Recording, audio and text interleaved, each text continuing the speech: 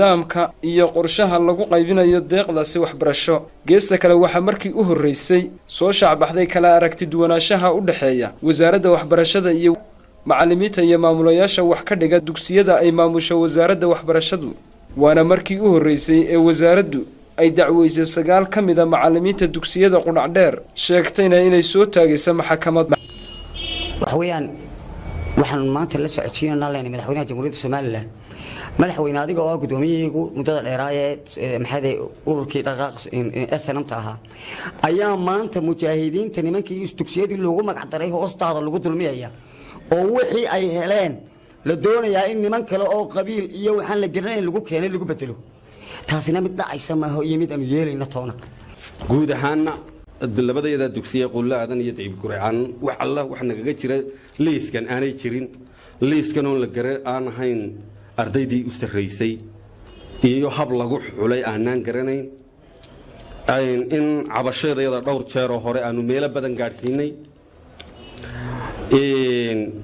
aanu sugaynay wasiirka cusubi inuu wax ka qabto arrimahaas.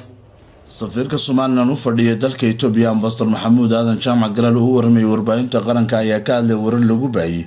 warbaahinta maxalliga ee Soomaaliland ka qortay deeqa waxbarasho oo dawladda Itoobiya siisay Soomaaliland waxaanu safiirku sheegay inaan waxba ka jirin eedaha iyo wararka lagu faafiyay warbaahinta qaar kamid ah. waxaan ku sheegayaa warka la soo qoray inaan waxba ka jirin waa barkumataal habeen wada maqlay safiirka hadlayay safiirkeeda jooga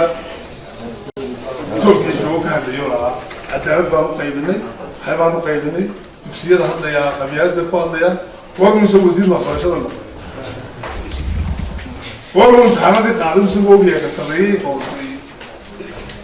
hormuud maas waxa weeye waa ka fooya haddaan ka warrabo wasaaradda arrimaha dibadda ama safaaradda Itoobiya ninkay noo fadhiyaan ka warrabo xaalkiisa soo khalad ma aha wina weydiin karaa oo oran karaa wixii la siiyay sidoo niga noqday aba wariga soo sii oo noqon karaa way u nimasilayaan magaceedu nimasilayay ugu fadhiyaa laakiin cadaalad bay yahay annaga qaybinay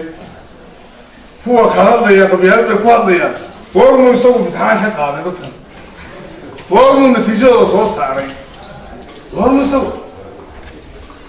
dadka naftiisa xaalin walba dariiqiisa inuu garto